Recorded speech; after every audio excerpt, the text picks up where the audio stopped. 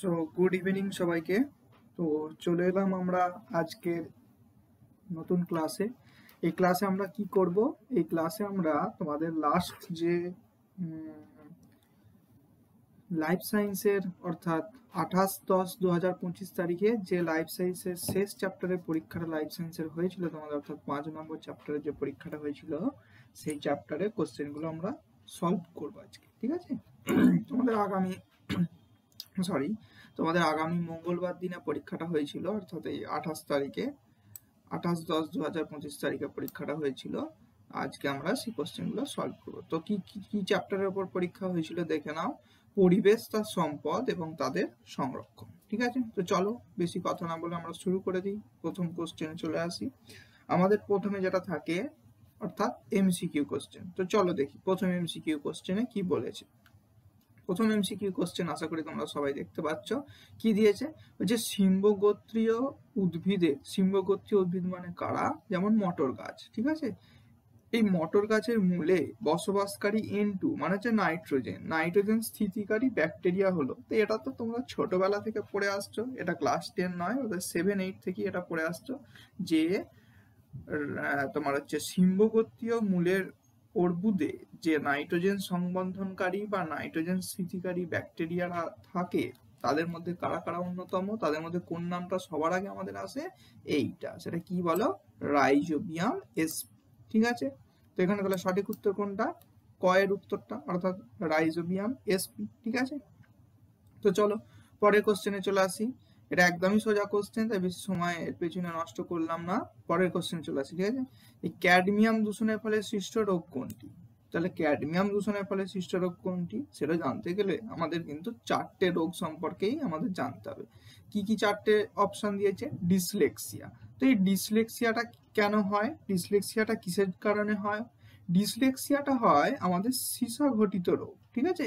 এই যে ডিসলেক্সিয়াটা আমরা পড়ছি, এই রোগের নামটা, এই ডিসলেক্সিয়াটা হচ্ছে আমাদের, এটা হচ্ছে তোমার সীসা ঘটিত রোগ, ঠিক আছে? আমি লিখে দিই সীসা ঘটিত রোগ, ঠিক আছে? এই যে ডিসলেক্সিয়াটা এখানে আছে, এই ডিসলেক্সিয়াটার আমি নিচে লিখে দিলাম, হ্যাঁ, যাতে তোমাদের সুবিধা হয়। ডিসলেক্সিয়াটা কি তাহলে? ডিসলেক্সিয়া হচ্ছে সীসা ঘটিত রোগ, অর্থাৎ যদি মানে ভুলবশত সীসার যে ধাতু আছে সেই ধাতু যদি কোনোভাবে মানুষের শরীরে বেশি পরিমাণে প্রবেশ করে যায় বায়ু দূষণের মাধ্যমে, তাহলে কি হয়? এই সীসা ঘটিত রোগ অর্থাৎ ডিসলেক্সিয়া রোগটা দেখা যায়। এবার ইটা কি রোগ, কেন হয়? এই এটা কিন্তু হয় এই ক্যাডমিয়াম দূষণের জন্য, ঠিক আছে? তো আমাদের এখানে তাহলে সঠিক উত্তর কোনটা? ইটাই, ঠিক আছে? কারণ এই ইটাই রোগটা হয় তোমার হচ্ছে ক্যাডমিয়াম দূষণের জন্য, ঠিক আছে? ক্যাডমিয়াম দূষণের জন্য হয় ইটাই রোগ। তাহলে এবার চলে আসো মিনামাটা কেন হয়? মিনামাটাও তো আমরা অনেক ছোটবেলা থেকেই পড়ছি। মিনামাটা কেন হয় বলো? পারদের বিষক্রিয়ার জন্য মিনামাটা হয়। পারদ, ঠিক আছে? পারদের জন্য, পারদের বিষক্রিয়া ঘটিত রোগ। আমি খালি এখানে পারদটা লিখে রাখলাম তোমাদের বোঝার সুবিধার জন্য। মিনামাটা কেন হয় বলো? মিনামাটা হয় পারদের জন্য, পারদের বিষক্রিয়ার জন্য হয় মিনামাটা। আর একটা দিয়ে আছে ব্ল্যাকফুট ডিজিজ। ব্ল্যাকফুট ডিজিজটা তো তোমরা 9 থেকে পড়ছো, 9-এ ফিজিক্যাল সায়েন্সে কোথায় পড়েছো বলো? ব্ল্যাকফুট ডিজিজটা এটা জল দূষণ চ্যাপ্টারে ছিল। কিন্তু ব্ল্যাকফুট ডিজিজটা কেন হয় বলো? এটা আমরা সবাই জানি, ব্ল্যাকফুট ডিজিজ হয় আর্সেনিক দূষণের জন্য, আর্সেনিক দূষণের জন্য, ঠিক আছে? আর্সেনিক দূষণের জন্য হয় তোমার ব্ল্যাকফুট ডিজিজ, ঠিক আছে? তো ব্ল্যাকফুট ডিজিজে কি হয় তোমরা সবাই জানো। ব্ল্যাকফুট ডিজিজে তোমার পায়ের নিচে কালো রঙের চামড়া হয়ে যায়, তোমার ছোপ পড়ে যায়, ঠিক আছে? আর ঘায়ের মতো হয়ে যায়, এটা হচ্ছে ব্ল্যাকফুট ডিজিজ। এটা কেন হয়? হচ্ছে যদি অতিরিক্ত পরিমাণ আর্সেনিক যুক্ত জল আমরা পান করি দিনের পর দিন, তাহলেই ব্ল্যাকফুট ডিজিজ রোগটা হয়, ঠিক আছে? তো চলো পরের কোশ্চেনে দেখি কি বলেছে। এখানে বলেছে বায়ু দূষণের সঙ্গে সংশ্লিষ্ট রোগগুলি হলো। অনেকগুলো অপশন দিয়েছে। তোমাদের কিন্তু এখন এই রকমের কোশ্চেন পড়ছে এবং এই কোশ্চেনটা অত্যন্ত সোজা কোশ্চেন। কারণ অপশনগুলো দেখলেই আমরা বুঝতে পারবো। কিভাবে বুঝবো তাহলে দেখো, বলেছে বায়ু দূষণের সঙ্গে সংশ্লিষ্ট, তাহলে কিসের সঙ্গে সংশ্লিষ্ট? বায়ু দূষণের সাথে, ঠিক আছে। অর্থাৎ এখানে বায়ু রিলেটেড মানে হচ্ছে জিনিস থাকবে। যেমন দেখো, তাহলে প্রথম অপশনটা কি বলেছে? বলেছে ডায়রিয়া, টাইফয়েড, হেপাটাইটিস। তাই এটা কি হবে? না, এটা হবে না। কেন? তার কারণ আমি প্রথম অপশনই দেখতে পাচ্ছি ডায়রিয়া। ডায়রিয়া কি ঘটিত রোগ বলো? ডায়রিয়া জল ঘটিত রোগ, ঠিক আছে। দূষিত জল খেলে বা করলে তোমার ডায়রিয়া হয়, ঠিক আছে। এটা পেটের রোগ, প্রচন্ড পরিমাণ বমি হয়, তারপর মাথা ধরে থাকে, শরীর খুব দুর্বল হয়ে পড়ে, ঠিক আছে। টাইফয়েড হবে না, টাইফয়েডও হবে না। টাইফয়েড কোনোভাবেই বায়ু দূষণের সঙ্গে জড়িত নয়, ঠিক আছে। টাইফয়েড হচ্ছে তোমার বায়ু দূষণের সঙ্গে কোনোভাবেই জড়িত নয়। তাহলে টাইফয়েডটাও হবে না। হেপাটাইটিস হবে কি? না, হেপাটাইটিস তো একদমই হবে না। 8 থেকে পড়ে আসছো। কারণ হেপাটাইটিস কেন হয় বলো? হেপাটাইটিস হচ্ছে ভাইরাস ঘটিত রোগ, তাই তো। হেপাটাইটিসের দুটো ভাইরাস হয়, একটা হেপাটাইটিস এ আর একটা হয় হেপাটাইটিস বি, ঠিক আছে। দুটো ভাইরাস হয়, হেপাটাইটিস এ, হেপাটাইটিস বি। এটা ভাইরাস ঘটিত রোগ, তাহলে এটাও হবে। তাই চলো ক্ষয়ের অপশনটা, ক্ষয়ের তো কোনোটাই হলো না। ক্ষয়ের অপশনটা কি হবে? ক্ষয়ের অপশনটা দেখো, আবার দিয়েছে হেপাটাইটিস। হেপাটাইটিস তো হবেই না, আমরা ক্ষয়ের অপশন দেখতে পাচ্ছি, হবে না। বঙ্কাইটিস, এইটা কিন্তু হবে। বঙ্কাইটিস কিন্তু বায়ু দূষণের জন্যই হয়, ঠিক আছে। বঙ্কাইটিস তোমার প্রচন্ড পরিমাণ বুকের প্রবলেম হয়, বঙ্কাইটিসে কাশি হয় প্রচুর পরিমাণ, ঠিক আছে। আর বধিরতা, বধিরতা মানে কি বলো? বধিরতা মানে ওই মুখে কথা বলতে পারবে না বা কানে শুনতে পায় না, এরকম, ঠিক আছে। বধিরতাও কিন্তু তোমার হচ্ছে, এটা বায়ু দূষণের জন্য ঠিক প্রত্যক্ষভাবে এর সাথে জড়িত নয়, ঠিক আছে। হ্যাঁ, বধিরতা আসতে পারে যদি প্রচন্ড পরিমাণ কানের কাছে জোরে মাইক বাজানো হয়, শব্দ দূষণ হয়, তাহলে এই বধিরতাটা আসে, ঠিক আছে। তাহলে বধিরতা কিসের সাথে জড়িত? বধিরতা কিন্তু শব্দ দূষণের সাথে জড়িত, এটা বায়ু দূষণের সাথে জড়িত নয়। তাহলে গয়ের অপশনটা দেখি কি। গয়ের অপশনটা কি দিয়েছে? বঙ্কাইটিস, হাঁপানি আর ফুসফুসে ক্যান্সার। এই তিনটে রোগই কিন্তু বায়ু দূষণের সাথে জড়িত। অর্থাৎ বঙ্কাইটিস, হাঁপানি আর ফুসফুসে ক্যান্সার, তিনটে রোগই বায়ু দূষণের কারণে হয়। তাহলে এখানে সঠিক উত্তর কোনটা হবে? গয়েরটা। আর ঘয়েরটা কি? ফুসফুসে ক্যান্সার, পোলিও, ম্যালেরিয়া। ফুসফুসে ক্যান্সার এটা বায়ু দূষণের জন্য হয় ঠিকই, এটা হবে ফুসফুসে ক্যান্সারটা, কিন্তু কি এর বাকিগুলো হবে না, ঠিক আছে। বাকিগুলো কেন হবে না? তার কারণ পোলিও তো হয় না। পোলিও কিসের জন্য হয়? ভাইরাস ঘটিত রোগ। আর ম্যালেরিয়া কি? ম্যালেরিয়াও তো মশাবাহিত রোগ, এবং অবশ্যই ম্যালেরিয়া তোমার মশা কামড়ানোর জন্য হয়, ঠিক আছে। ম্যালেরিয়া সম্ভবত তোমার প্রোটোজোয়া ঘটিত রোগ। ঠিক আছে, ম্যালেরিয়া সম্ভবত প্রোটোজোয়া ঘটিত রোগ। হ্যাঁ, তো এটা তো হবে না। আর ম্যালেরিয়া কি হয় বলে? এটা মশাবাহিত রোগ। এটা ম্যালেরিয়া প্রোটোজোয়া ঘটিত রোগ। প্রোটোজোয়া আর ভাইরাসের মধ্যে আমার একটু কনফিউজ হচ্ছে, মনে হচ্ছে এটা যত সম্ভব প্রোটোজোয়া ঘটিত রোগ। এইটা পড়েছি তো আমার এই মুহূর্তে ঠিক এটা গুলিয়ে যাচ্ছে, আমার মনে হচ্ছে এটা প্রোটোজোয়া ঘটিত রোগ, ঠিক আছে। ম্যালেরিয়াটা একটু চেক করে নিও, ঠিক আছে। যাই হোক, আমরা এখানে যেটা আমাদের বোঝার বিষয় সেটা হচ্ছে বায়ু দূষণের সঙ্গে ম্যালেরিয়া কোনোভাবেই সম্পর্কিত নয়, ম্যালেরিয়া এখানে হবে না, ঠিক আছে। তো এটা হলো, তাহলে সঠিক উত্তর কোনটা হলো? গয়েরটা, অর্থাৎ বঙ্কাইটিস, হাঁপানি আর ফুসফুসে ক্যান্সার, এইটা তোমার বায়ু দূষণের সাথে জড়িত। তো 4 নম্বরটা কি বলেছে দেখো, সারা পৃথিবীতে মোট স্বীকৃত হটস্পটের সংখ্যা কতগুলো? এটা হচ্ছে আমরা একবারে চোখ বুজে দাগ দিয়ে দেবো, এইটা অর্থাৎ 36টা। এটা কিছু বইতে দেখবে দেওয়া আছে 34টা, কিছু বইতে দেওয়া আছে 36টা। ভালো করে দেখবে, এই জিনিসটা ভালো করে বোঝো। সারা পৃথিবীতে মোট হটস্পটের সংখ্যা যদি বলা হয় তাহলে বলবে 34টা, ঠিক আছে। মোট হটস্পট 34টা। আর সারা পৃথিবীতে স্বীকৃত হটস্পটের সংখ্যা হচ্ছে কিন্তু 36টা। আবার কিছু বইয়ে স্বীকৃত হটস্পট 34টা আছে। তাই আমার মনে হয় এই কোশ্চেনটা যদি পরীক্ষায় পড়ে, 34 আর 36 একসাথে কখনোই অপশানে দেবে না। তো তোমরা 34 36-এর মধ্যে এটা থাকবে, তোমরা সবসময় 36টাই দাগ মারবে, ঠিক আছে। স্বীকৃত হটস্পটের সংখ্যা 36টা হলো। তাহলে চলো পরের কোশ্চেনে চলে এসো। পরের কোশ্চেন কি দিয়েছে? মিজোরাম ও নিকোবর দ্বীপপুঞ্জ। ভালো করে কোশ্চেনটা বুঝবে। মিজোরাম আর দিয়েছে নিকোবর দ্বীপপুঞ্জ। এরা কি দিয়েছে? কোন কোন জীববৈচিত্র্য হটস্পটের অন্তর্ভুক্ত? পূর্ব হিমালয়, পশ্চিমঘাট পর্বতমালা ও শ্রীলঙ্কা। এই অপশনটার মানে হচ্ছে, দেখো প্রত্যেকটা অপশনের মাঝখানে দেখতে পাচ্ছ একটা করে কমা দিয়ে আছে, এর মাঝে কমা দিয়ে আছে, এরপরে কমা দিয়ে আছে, প্রথমটার পর কমা দিয়ে দ্বিতীয়টা লেখা আছে। দেখো চারটে দিয়ে একটা করে কমা আছে, এই কমাটার মানে হচ্ছে প্রথমটা যে অপশনটা বলছে সেইটাই প্রথমটার সাথে জড়িত, আর দ্বিতীয়টার সাথে। যেমন আমি জিনিসটা ক্লিয়ার করে দিচ্ছি, ক এর অপশনটা দেখো কি বলেছে, পূর্ব হিমালয় কমা দিয়ে পশ্চিমঘাট পর্বতমালা ও শ্রীলঙ্কা। এর অর্থ হলো, এটা উত্তরটা এইভাবে বলতে চাইছে যে মিজোরাম অবস্থিত পূর্ব হিমালয় হটস্পটের মধ্যে, আর নিকোবর দ্বীপপুঞ্জ অবস্থিত পশ্চিমঘাট পর্বতমালা ও শ্রীলঙ্কা। এটা একটাই হটস্পট, পশ্চিমঘাট পর্বতমালা ও শ্রীলঙ্কা মিলিয়ে এই হটস্পটে। বোঝা গেছে আশা করি।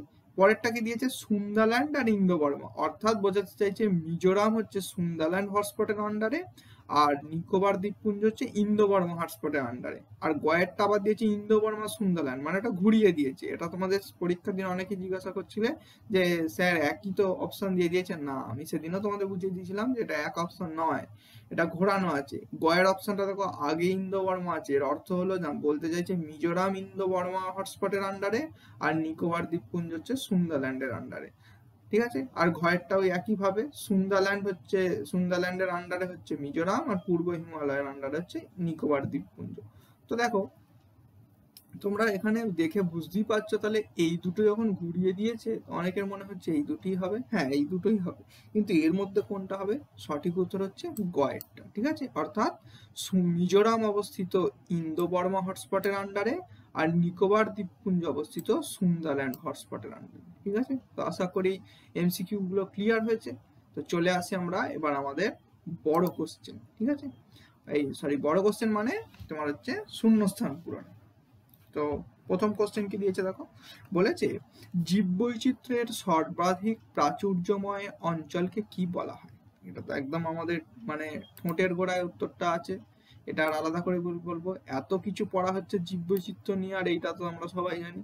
আমরা জানি যে জীববৈচিত্র্যের সর্বাধিক প্রাচুর্যময় অঞ্চলকে কি বলা হয়? হটস্পট বলা হয়। তাহলে আমরা কি লিখবো? জীববৈচিত্র্যের সর্বাধিক প্রাচুর্যময় অঞ্চলকে কি বলা হয়? জীব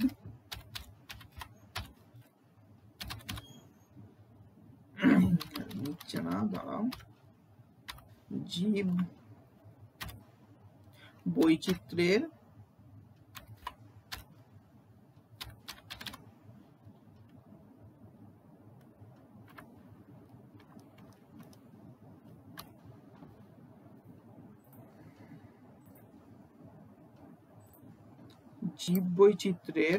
হটস্পট।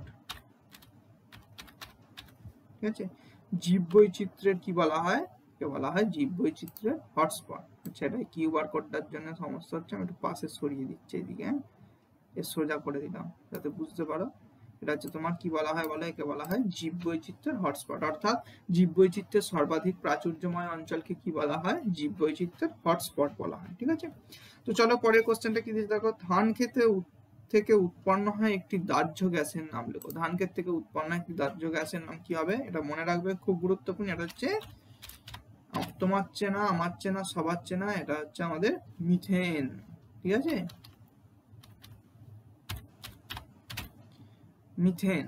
মিথেন হচ্ছে ধান ক্ষেত থেকে উৎপন্ন একটা দাহ্য গ্যাস। ঠিক আছে, শূন্যস্থানে সুন্দরভাবে বসে গেছে।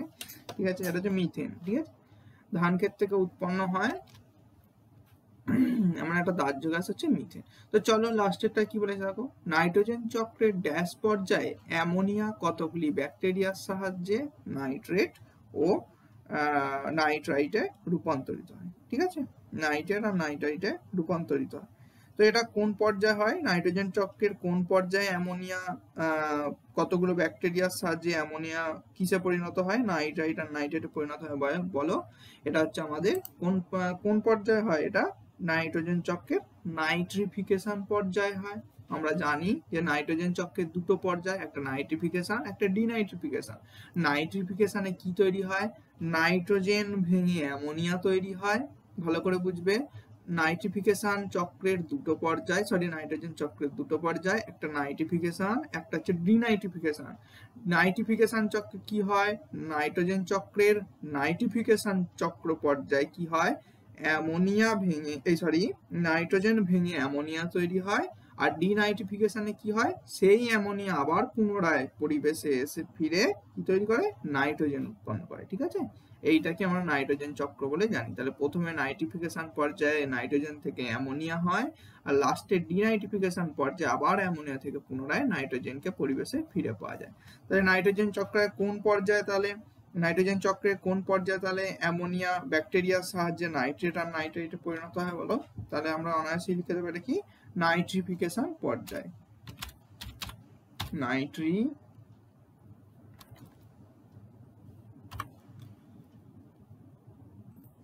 নাইট্রিফিকেশন পর্যায়।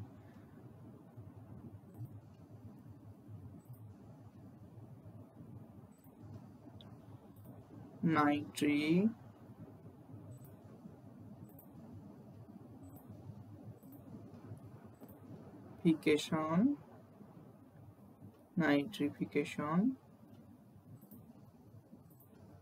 পর্যায়। ঠিক আছে, নাইট্রিফিকেশন পর্যায়। তাহলে এটা কোন এতে হয় বলো, নাইট্রিফিকেশন পর্যায়ে। তাই নাইট্রোজেন চক্রে নাইট্রিফিকেশন পর্যায়ে অ্যামোনিয়া ব্যাকটেরিয়ার সাহায্যে ভেঙে নাইট্রেট আর নাইট্রাইটে রূপান্তরিত হয়। ঠিক আছে, তো চলো আমরা চলে আসি পরের কোশ্চেনে। কি আছে আমাদের এ স্তম্ভের সাথে বি স্তম্ভ মেলানো। তো প্রথমটা কি আছে দেখো, লেখা আছে জীব বিবর্ধন। জীব বিবর্ধনের সঙ্গে এবার ডান দিকের অপশন গুলো তাহলে আমরা মেলাই। জীব বিবর্ধনের সাথে কি হবে, জঙ্গল পুনরুদ্ধারের জন্য স্থানীয় বাসিন্দাদের সক্রিয় অংশগ্রহণ, না এটার সঙ্গে কোনো সম্পর্কই নেই। ঠিক আছে, তাহলে কার সঙ্গে জীব বিবর্ধনের সম্পর্ক আছে এটা জানতে গেলে আগে একবার চট করে মনে করে নিতে হবে যে জীব বিবর্ধন কি। তাহলে দেখো জীব বিবর্ধন কি, দেখো জীব বিবর্ধন তাহলে কাকে বলে আমরা একবার চট করে জেনে নিই। ঠিক আছে, দাঁড়াও আমি পেনটা সিলেক্ট করে নিই। ঠিক আছে, দেখো তাহলে জীব বিবর্ধন কাকে বলে একবার চট করে জেনে নেওয়া যাক। ঠিক আছে, দেখো জীব বিবর্ধন তাহলে কাকে বলে, দেখো জীব বিবর্ধন হচ্ছে যে পদ্ধতিতে পরিবেশে সঞ্চিত জৈব অভঙ্গুর অর্থাৎ নন বায়োডিগ্রেডেবল অপরিবর্তনীয় বিষাক্ত রাসায়নিক পদার্থ খাদ্য শৃঙ্খলে প্রবেশ করে এবং প্রত্যেকটি পুষ্টি স্তরে তাদের ঘনত্বের ক্রমান্বয়িক বৃদ্ধি ঘটে, তাকে বলা হয় জীব বিবর্ধন বা জৈব বিবর্ধন বা বায়োম্যাগনিফিকেশন। ঠিক আছে, আর এটা তাহলে কারা করে, বিভিন্ন প্রকার জৈব দূষকরা করে, যেমন কি ডিডিটি। ঠিক আছে, এই জাতীয় এগুলো আরো অনেক উদাহরণ আছে। ঠিক আছে, আমি শুধু তোমাদেরকে জীব বিবর্ধনটা একবার মনে করিয়ে দেওয়ার জন্য এটা দিয়েছি, যে জীব বিবর্ধনটা কি একবার মনে করে ফেলতে পারলে তোমরা লিখে ফেলতে পারবে। তো এখানে দেখো উদাহরণে ডিডিটি দেওয়াই আছে, তাহলে আমরা এখানে কোনটা দাগ দেবো, জীব বিবর্ধনের সাথে কোনটা হবে, ডিডিটি। ঠিক আছে, ডিডিটি এর সাথে কি হবে তাহলে বলো, জীব বিবর্ধন। পরেরটা দেখো ক্যান্সার। ক্যান্সারের সাথে তাহলে কি হবে, ক্যান্সারের সাথে প্রথমটা তো হবে না, দ্বিতীয়টা এসপিএম না, এসপিএম এর সাথে কোনো সম্পর্ক নেই। তাহলে কি হবে বলো, কোন দুটোর মধ্যে গোলাচ্ছে, মনে হচ্ছে ঝালাই কর্মী, দমকল কর্মী আর কার্সিনোজেন। এটা গোলানোর কথা নয় যদি একটু ভালো করে পড়ো। তার কারণ কি, ক্যান্সার দেখলেই আমরা চোখ বুঝে কার্সিনোজেনে দাগ দিয়ে দেবো। ক্যান্সার দেখলেই আমরা চোখ বুঝে কার্সিনোজেনে দাগ দিয়ে দেবো। তার কারণ কি, কার্সিনোজেন হচ্ছে ক্যান্সার সৃষ্টিকারী কোষ। ক্যান্সার সৃষ্টিকারী কোষকে কি বলা হয়, কার্সিনোজেন বলা হয়।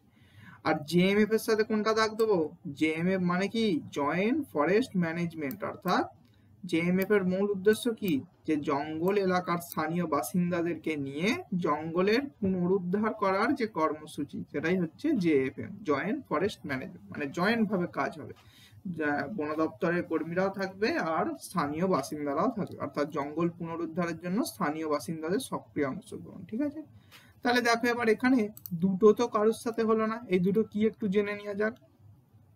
এসপিএমটা কি বলো, এসপিএম হচ্ছে বাতাসে ভাসমান সূক্ষ্ম সূক্ষ্ম কঠিন কণা। ঠিক আছে, এটাকে বলা হয় এসপিএম। তাহলে লিখে নিই, বাতাসে ভাসমান সূক্ষ্ম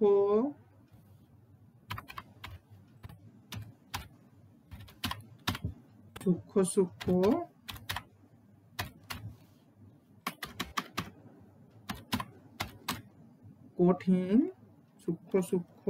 কঠিন কণা। ঠিক আছে, তাহলে এসপিএম কি, এসপিএম হচ্ছে বাতাসে ভাসমান সূক্ষ্ম কঠিন কণা। হয়েছে, এটা হচ্ছে আমাদের এসপিএম।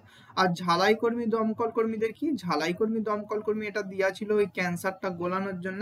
মনে রাখবে ঝালাই কর্মী দমকল কর্মীদের ক্যান্সার হয় না, সে মানে প্রত্যক্ষভাবে হয় না, সে তো কারোর ব্যক্তিগতভাবে পরবর্তীকালে হতেই পারে, ওকে বলা যায় না কার ক্যান্সার হবে না হবে না।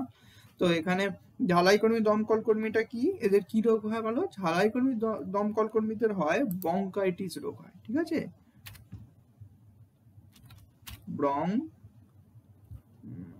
নিচ্ছে না লিখতেই হবে, ব্রঙ্কাইটিস রোগ হয়, ঠিক আছে, একটু আনকমন বানানগুলো নিতে চায় না,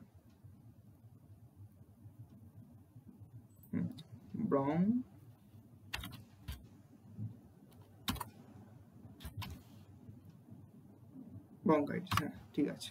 দেখো তাহলে ঝালাই কর্মী দমকল কর্মীদের কি রোগ হয় বলো, ঝালাই কর্মী দমকল কর্মীদের হয় ব্রঙ্কাইটিস রোগ হয়, ঠিক আছে, ঝালাই কর্মী দমকল কর্মীদের হয় ব্রঙ্কাইটিস রোগ, যে ব্রঙ্কাইটিস রোগটা আমরা এখানে পড়লাম, ঠিক আছে, এই যে বায়ু দূষণের এখানটা পড়লাম ব্রঙ্কাইটিস রোগটা, এটা হচ্ছে তোমার ঝালাই কর্মী দমকল কর্মীদের কিন্তু হয় ব্রঙ্কাইটিস রোগ। তো চলো সত্য মিথ্যায় চলে আসি।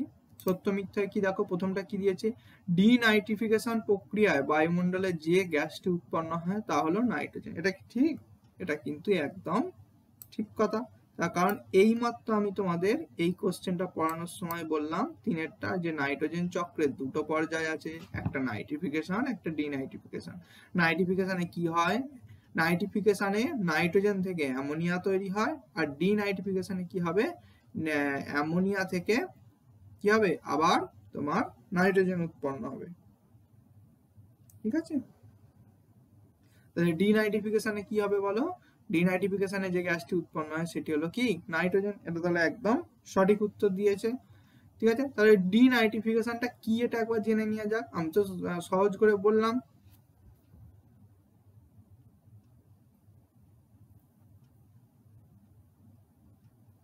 হ্যাঁ ঠিক আছে, ঠিক আছে। এটা মনে রাখবে, এটা তোমার হচ্ছে অ্যামোনিয়া ভেঙে নাইট্রেট আর নাইট্রাইটে পরিণত হচ্ছে, অর্থাৎ নাইট্রোজেনে ট্রান্সফার হচ্ছে অ্যামোনিয়া, সেটা এই তোমার অ্যামোনিয়া নাইট্রেট আর নাইট্রাইটে হচ্ছে ভাঙছে, হ্যাঁ যেটা তোমার নাইট্রিফিকেশন। আর যখন তোমার নাইট্রোজেন উৎপন্ন হচ্ছে সেটা হচ্ছে ডিনাইট্রিফিকেশন, বুঝছি।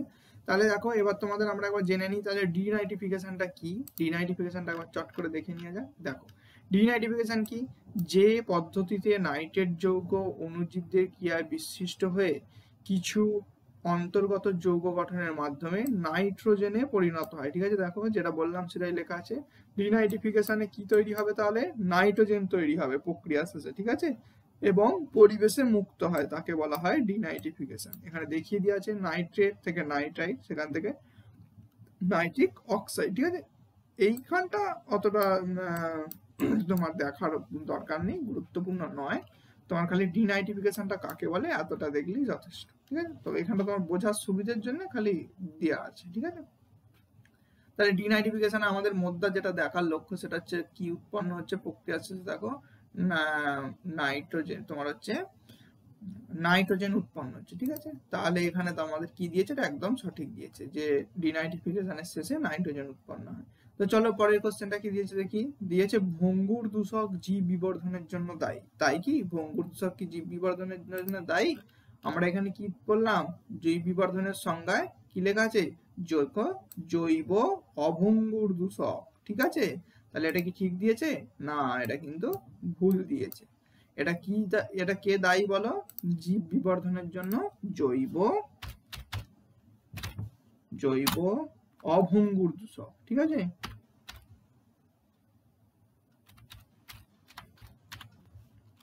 অভঙ্গুর দূষক, জৈব অভঙ্গুর দূষক, অভঙ্গুর দূষক তো জৈব হবে না, এটা শুধু লেখা অভঙ্গুর দূষক, ঠিক আছে। তাহলে কে দায়ী, এটা হচ্ছে অভঙ্গুর দূষক দায়ী হলো। এবার তাকে চলে এসো তাহলে পরের কোশ্চেনে কি দিয়েছে, বলেছে জন্মহার বেড়ে গেলে পপুলেশন ঘনত্ব কমে যায়, এটা কি ঠিক, এটা তো মানে ছোট ছেলেও বলে দেবে যে এটা ভুল, একদম ভুল। তার কারণ আমার যদি জন্মহার বেড়েই গেল পপুলেশন ঘনত্ব কি করে কমবে, পপুলেশন ঘনত্ব তখনই বাড়ে যখন কি তখনই কমে যখন মৃত্যু হার বেড়ে যায়। পপুলেশন ঘনত্ব, জনসংখ্যা ঘনত্ব, যদি জনসংখ্যা কমে তবে তো জনসংখ্যা ঘনত্ব কমবে।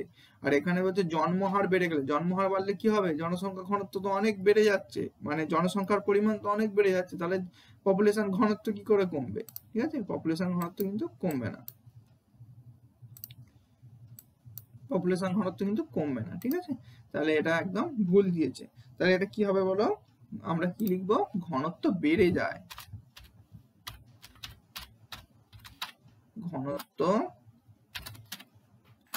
বেড়ে যায়, পপুলেশন ঘনত্ব কি হয় বলো, বেড়ে যায়। এটার পাশে সরিয়ে দিচ্ছে, কিউআর কোডটা আছে, অসুবিধা হতে পারে, এখানে লিখে দিলাম ঘনত্ব কি হয়, বেড়ে যায়। তাহলে জন্মহার বেড়ে গেলে পপুলেশন ঘনত্ব বেড়ে যায়।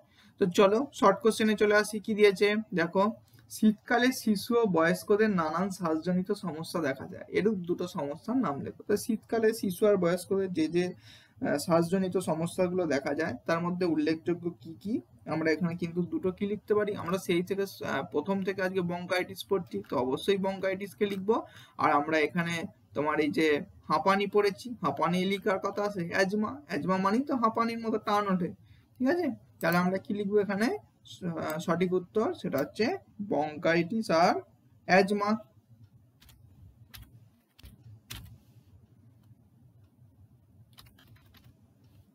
লিখতে হবে, নেবে না, এই একটা সমস্যা, একটু ওই জন্য দেরি হয়ে যায়।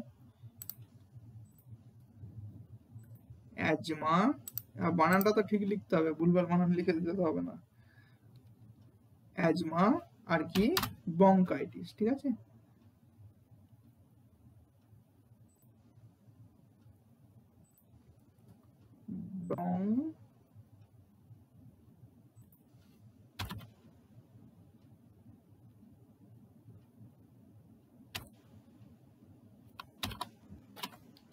বঙ্কাইটিস হয়েছে। তাহলে আমরা কি কি লিখলাম, অ্যাজমা আর বঙ্কাইটিস। তাহলে এরকম দুটো রোগের নাম কি কি হবে বলো, অ্যাজমা আর ব্রঙ্কাইটিস হয়েছে। তাহলে শীতকালে শিশু ও বয়স্কদের নানান সমস্যা জনিত শ্বাসজনিত যে যে সমস্যা দেখা যায়, এরূপ দুটো সমস্যার নাম কি হবে বলো, অ্যাজমা আর বঙ্কাইটিস। চলো দুইয়ের কোশ্চেনটা চলে আসি, পশ্চিমবঙ্গের কোথায় গন্ডার সংরক্ষণ কেন্দ্র গড়ে উঠেছে? এটা তো একদম মানে সবাইরই আমাদের জানা উচিত। পশ্চিমবঙ্গের একশৃঙ্গ গন্ডার সংরক্ষণ কেন্দ্রের জন্য বিখ্যাত হচ্ছে আমাদের জলদাপাড়া অভয়ারণ্য। জলদাপাড়া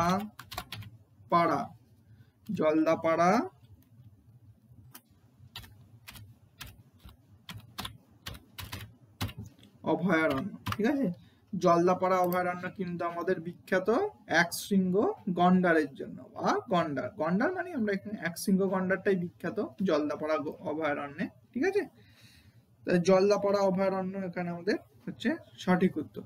তো চলো পরের কোশ্চেনে চলে আসি, কি দিয়েছে, কুমির সংরক্ষণে গৃহীত প্রজেক্ট ক্রোকোডাইল এই প্রজেক্টে আর কি কোন বিষয়টির উপর সর্বাধিক গুরুত্ব আরোপ করা হয়েছে? ঠিক আছে, কুমির সংরক্ষণে গৃহীত যে আমাদের প্রজেক্ট আছে, প্রজেক্ট ক্রোকোডাইল, এই প্রজেক্টটাতে মানে কোন বিষয়টাকে মুখ্য হিসেবে নেওয়া হয়েছে, মানে প্রধান বিষয় হিসেবে কোন বিষয়টার উপর সব থেকে বেশি গুরুত্ব আরোপ করা হয়েছে, সেটা কি বলো? এটা মনে রাখবে, এটা কোন বিষয়ের উপর করা হয়েছে, এটা প্রাকৃতিক বাসস্থানে কুমিরের প্রজনন ও বংশবৃদ্ধির উপর বেশি গুরুত্ব আরোপ করা হয়েছে এই প্রজেক্টের মাধ্যমে। ঠিক আছে, তাহলে আমি লিখে দিচ্ছি এখানে, প্রাকৃতিক বাসস্থানে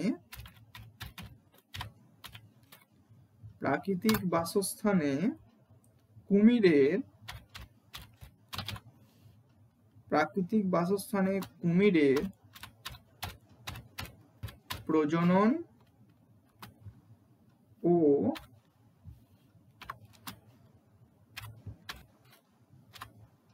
ও বংশ বৃদ্ধি, প্রাকৃতিক বাসস্থানে কুমিরের প্রজনন ও বংশবৃদ্ধি। ঠিক আছে, তাহলে প্রাকৃতিক বাসস্থানে কুমিরের প্রজনন ও বংশবৃদ্ধি, এই বিষয়টার উপর কিন্তু প্রজেক্ট ক্রোকোডাইলের মাধ্যমে বিশেষ গুরুত্ব আরোপ করা হয়েছে বা লক্ষ্য দেওয়া হয়েছে। ঠিক আছে, চলো পরের কোশ্চেনে চলে আসি। দুটি ডিনাইট্রিফাইং ব্যাকটেরিয়ার নাম লেখো। এখানে কিন্তু তোমাদেরকে খুব গুরুত্বপূর্ণ কোশ্চেন, এখানে ডিনাইট্রিফাইং পড়েছে, পরীক্ষা কিন্তু নাইট্রিফাইংও পড়তে পারে। এখানে কিছু কিছু কোশ্চেন তোমরা খুব ভালো করে মনে রাখবে, যেমন নাইট্রিফাইং ব্যাকটেরিয়ার নাম, ডিনাইট্রিফাইং ব্যাকটেরিয়ার নাম, অ্যামিনিফাইং ব্যাকটেরিয়ার নাম। ঠিক আছে, এগুলো মনে রাখতে হবে। তো চলো, দুটো ডিনাইট্রিফাইং ব্যাকটেরিয়ার নাম কি কি হবে, এটা হচ্ছে আমরা কি লিখবো, যেমন হচ্ছে সিউডোমোনাস, তারপর হচ্ছে তোমার থিওব্যাসিলাস, এইগুলো। ঠিক আছে, তো এখানে লিখি সিউডোমোনাস,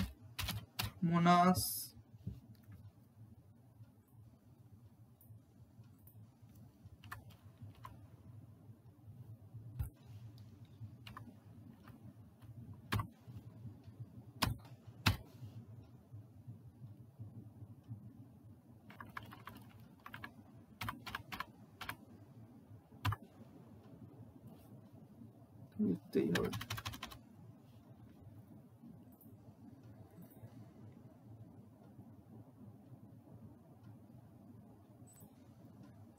সিউডোমোনাস,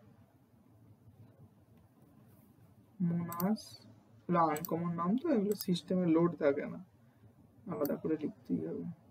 সিউডোমোনাস, আর একটা কি লিখবো আমরা, থিওব্যাসিলাস। ঠিক আছে, বানানটা ভালো করে লক্ষ্য দেবে, অনেকে ভুল লিখে ফেলতে পারো। এটা হচ্ছে তোমার থিওব্যাসিলাস, থয় হস্যই অন্তস্তয় ওকা, Theo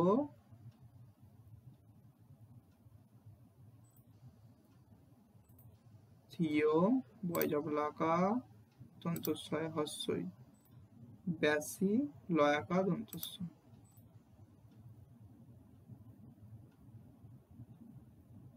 Thiobacillus.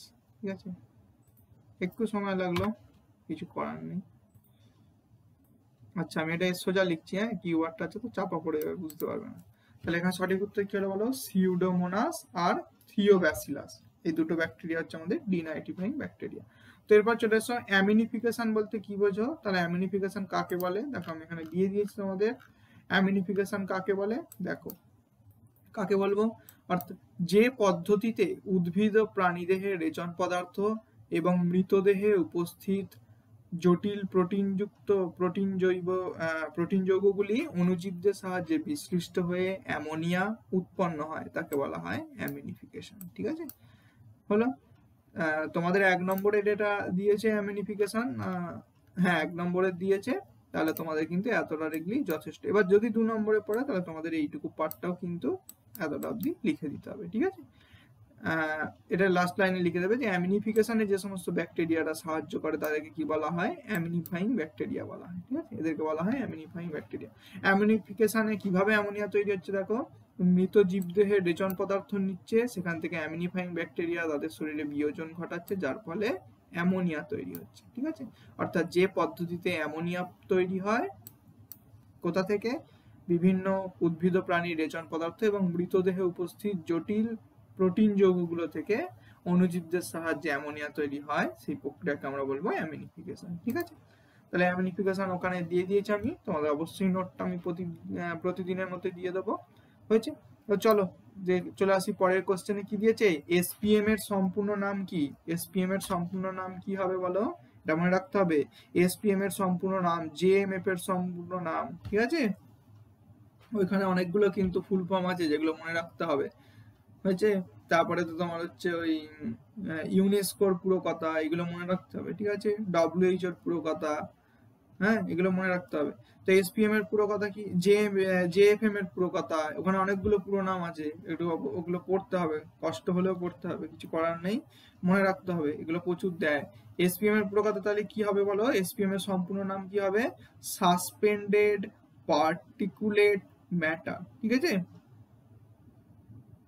Suspended particulate matter, লিখে দিচ্ছি SUSPENDD, সাসপেন্ডেড পার্টিকুলেট, PARTICULAT,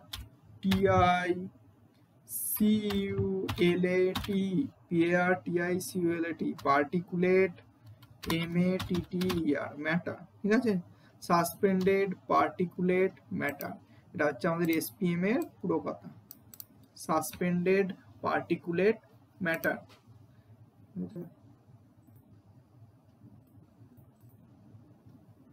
আচ্ছা এখানে এটা ইয়ারটা নিচ্ছে না, বুঝে নি।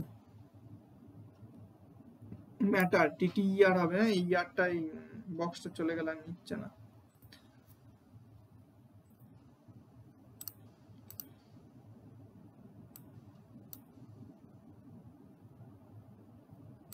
এটা এমএটিটি ইয়ার, এটা চলে যাচ্ছে, কেটে যাচ্ছে, বুঝে নিও। ওটা হচ্ছে সাসপেন্ডেড পার্টিকুলেট ম্যাটার, এমএটিটি ইয়ার হবে। ঠিক আছে, চল পরের কোশ্চেনে চলে আসি। এখানে একটা ইয়ার আছে,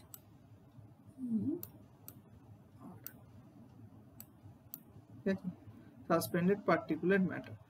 আচ্ছা চলো পরের কোশ্চেনে চলে আসি। কি দিয়েছে 2-এর 1-টা, বলেছে মুক্ত নাইট্রোজেন আবদ্ধকরণ ও স্থিতিকরণে মাটিতে বসবাসকারী মিথজীবী ব্যাকটেরিয়ার ভূমিকা আলোচনা করো। অর্থাৎ নাইট্রোজেনকে আবদ্ধকরণ বা স্থিতিকরণে মাটিতে বসবাসকারী মিথজীবী ব্যাকটেরিয়ার ভূমিকা। তো আমি এখানে তোমাদের দিয়ে দিয়েছি, কোনো চাপ নেই। দেখো মিথজীবী ব্যাকটেরিয়ার কি ভূমিকা এখানে দিয়ে আছে পরিষ্কার করে। এখানে সিম্বগোত্রীয় মূলের উদ্ভিদের রাইজোবিয়াম ব্যাকটেরিয়া যে থাকে তার ছবি দেওয়া আছে, ঠিক আছে। বিভিন্ন প্রকার সিম্বগোত্রীয় উদ্ভিদ যেমন ছোলা, মটর, মসুর, সিম, ধনচে, এইগুলোর মূলে অর্থাৎ গুটি বা অর্বুদ তৈরি হয়। এই অর্বুদগুলিতে রাইজোবিয়াম নামক এক প্রকার মিথজীবী ব্যাকটেরিয়া থাকে, যেটা আজকে আমাদের কোশ্চেনের একদম টপ অর্থাৎ প্রথম কোশ্চেন ছিল। দেখো সিম্বগোত্রীয় উদ্ভিদের মূলে নাইট্রোজেন স্থিতিকারী কোন ব্যাকটেরিয়া থাকে, ঠিক আছে। তাহলে এখানে খালি আমরা কি বলবো, মিথজীবী। আচ্ছা এটা মনে রাখবে যে নাইট্রোজেন আবদ্ধকরণে মিথজীবীদের পাশাপাশি অন্যান্য ব্যাকটেরিয়া, ভাইরাসের ভূমিকা থাকে, অণুজীবের ভূমিকা থাকে। তো এখানে তোমাকে পার্টিকুলারলি জিজ্ঞেস করেছে মিথজীবী ব্যাকটেরিয়ার ভূমিকা, ঠিক আছে। এক্ষেত্রে তোমাকে মিথজীবী ব্যাকটেরিয়ার ভূমিকাটাই লিখতে হবে, ঠিক আছে, অণুজীবদের লিখলে হবে না। ওখানে অনেকগুলো ভূমিকা আছে, অণুজীবের ভূমিকা, অন্যান্য ব্যাকটেরিয়ার ভূমিকা, ঠিক আছে। তো মিথজীবীটাই লিখতে হবে। আমি ওই জন্য খালি মিথজীবী ব্যাকটেরিয়ার পয়েন্টটাই তোমাদের তুলে দিয়েছি, যতটা দিয়েছি এতটাই লিখতে হবে, কারণ এখানে 3 নম্বর আছে আর এখানে আমি 3 নম্বরের মতোই তোমাদের উত্তরটা দিয়ে দিয়েছি। তো এটা সুন্দরভাবে পড়ে নিয়ে চেষ্টা করো যেরকম দিয়েছি মানে জিনিসটা একই রেখে নিজের মতো করে গুছিয়ে লেখা, ঠিক আছে। তো দেখো চলো পরে কোশ্চেন চলে এসো। এটা তাহলে হলো। পরেরটা চলে এসো, নাইট্রোজেন চক্রের গুরুত্ব কি। এর সঙ্গে কিছু ছিল না, এর সঙ্গে আর কিছু কোশ্চেন নেই। পরেরটা চলে এসো, নাইট্রোজেন চক্রের গুরুত্ব কি। দেখো নাইট্রোজেন চক্রের গুরুত্ব আমি এখানে দিয়ে দিয়েছি, গুরুত্ব বা তাৎপর্য। নাইট্রোজেন চক্রের তাৎপর্য দিয়ে আছে কি গুরুত্ব। নাইট্রোজেন চক্রের মাধ্যমে পরিবেশে নাইট্রোজেনের ভারসাম্য বজায় থাকে। 2 নম্বর কি, জীবদেহে প্রোটিন, নিউক্লিক অ্যাসিড যেমন ডিএনএ, আরএনএ, উৎসেচক, ক্লোরোফিল, ফাইটো হরমোন, কিছু ভিটামিন প্রভৃতি জৈব উপাদানগুলো নাইট্রোজেন দ্বারা গঠিত হয়। তাই নাইট্রোজেন চক্রের মাধ্যমে জীবদেহে নাইট্রোজেন প্রবেশ করে এই প্রকার জৈব যৌগের সংশ্লেষ ঘটায়। আর 3 নম্বর পয়েন্ট কি, জীবদেহে রেচনের মাধ্যমে ক্ষতিকারক পদার্থগুলো যেমন ইউরিয়া, ইউরিক অ্যাসিড, ক্রিয়েটিনিন, উপক্ষার ইত্যাদি নাইট্রোজেনে তোমার হচ্ছে উপস্থিত থাকে। এগুলো কি হয়, এগুলো পরিবেশে আবার পুনরায় কিন্তু ফিরে যায়। তো তোমাদের দেখবে কারোর কিডনিতে কোনো রকম কিছু সমস্যা হলে বলা হয়, বা এই যাদের চোখের কোণে দেখবে একটু হলদেটে আছে ওদেরকে বলা হয় ইউরিক অ্যাসিডটা একবার চেক করাতে। তো এইগুলো আমাদের কিন্তু ক্ষতিকারক পদার্থ, এইগুলো আমাদের শরীরের পরিমাণ বেড়ে গেলে অনেক সময় ডাক্তার বলে ক্রিয়েটিনিনটা একবার চেক করে নেবেন। ক্রিয়েটিনিন হচ্ছে ক্ষতিকারক পদার্থ আমাদের শরীরে, রেচনের মাধ্যমে দেহের বাইরে বেরিয়ে যায়, কিন্তু যদি বেশি পরিমাণে শরীরে স্টোর হয়ে যায় অর্থাৎ রেচনের মাধ্যমে যদি না বেরোয়, ক্রিয়েটিনিন বা ইউরিক অ্যাসিড, এই ক্ষতিকারক পদার্থগুলো এগুলো কিন্তু আমাদের শরীরের অনেক ক্ষতি করে, ঠিক আছে। এটা আমি একটা অন্য প্রসঙ্গে তোমাদের বললাম, ওগুলো এখানে এই প্রসঙ্গটার দরকার নেই। তোমরা মনে রাখবে যে ক্ষতিকারক পদার্থগুলো রেচনের মাধ্যমে এটা আমাদের কি হয়, নাইট্রোজেনে আবার তোমার প্রকৃতিতে আবার পুনরায় ফিরে আসে, ঠিক আছে, পরিবেশে নাইট্রোজেন ফিরে আসে। এটাই হচ্ছে আমাদের নাইট্রোজেন চক্রের তাৎপর্য। 3 নম্বরের 3টে পয়েন্ট দিয়ে আছে, সুন্দর করে গুছিয়ে দিয়েছি, লিখে নিও।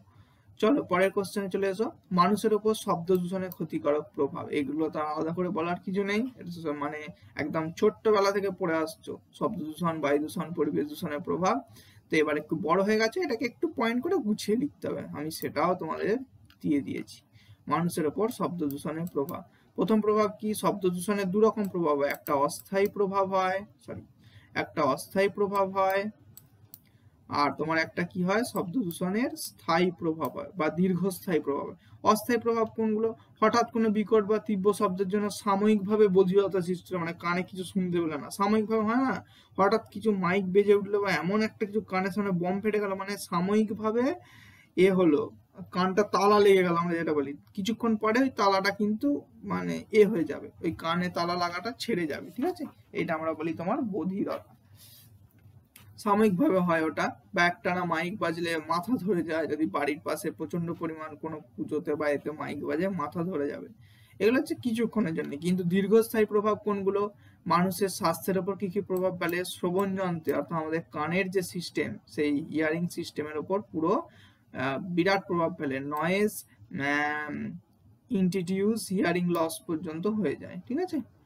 আচ্ছা, এরপর কি প্রভাব দেখো, হৃৎপিণ্ডের ওপর কি প্রভাব ফেলে, শ্বাসকার্যের ওপর প্রভাব পড়ে, আমাদের মস্তিষ্কের ওপর প্রভাব পড়ে, হয়েছে, অন্তঃক্ষরা অন্তঃক্ষরা তন্ত্রের ওপর, মানে যে বিভিন্ন রকম হরমোনের যে নিঃসরণ হয়, যেমন অ্যাড্রিনালিন, এই জাতীয় হরমোনগুলোর উপর মারাত্মক প্রভাব ফেলে।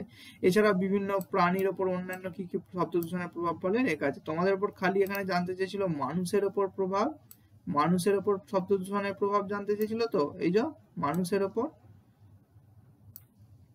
সেই জন্য তোমরা খালি এখানে কি লিখবে, খালি মানুষেরটাই লিখবে, মানে তোমরা খালি এতটা পর্যন্ত লিখবে, তাও অন্যান্য প্রাণীদেরটাও আমি এটা দিয়ে দিয়েছি, এই পার্টটা, এই ক্ষেত্রে এই পার্টটা লেখার দরকার নেই, অন্যান্য প্রাণীদের পড়লে লিখবে।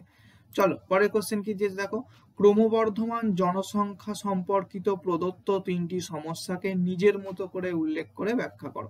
দেখো আমাদের দৈনন্দিন জীবনে যে পর আস্তে আস্তে আমরা দেখছি বছরের পর বছর জনসংখ্যা বেড়ে যাচ্ছে, এবং এটা খুবই গর্বের বিষয় নয়, খুব লজ্জার বিষয় বা দুঃখের বিষয় বা চিন্তার বিষয়, যেটা মেন হচ্ছে চিন্তার বিষয়, যে ভারতবর্ষ পৃথিবীতে এখন জনসংখ্যার নিরিখে প্রথম দেশ, চীনকেও পিছনে ফেলে ভারত এগিয়ে চলে গেছে, ঠিক আছে, যেটা কিন্তু গর্বের বিষয় নয়, অন্যান্য জিনিসে এগিয়ে যাওয়াটা গর্বের বিষয়, জনসংখ্যা এগিয়ে যাওয়া গর্বের বিষয় নয়, এটা খুব চিন্তার বিষয়। কি কি চিন্তার বিষয়, নানান রকমের চিন্তা, এত মানুষ বেড়ে গেলে এত মানুষের কর্মসংস্থান হবে কি করে, খাদ্যের যোগান হবে কি করে, সরকারের উপর চাপ বাড়বে, থাকবে কোথায় এতজন, বাসস্থান কি করে দেবে, এবারে এতজন মিলে সবাই যদি বিভিন্ন রকম কাজকর্মের মাধ্যমে পরিবেশ দূষণ করে, পরিবেশের ভারসাম্য রক্ষা পাবে কি করে, ঠিক আছে, নানান রকম কারণ।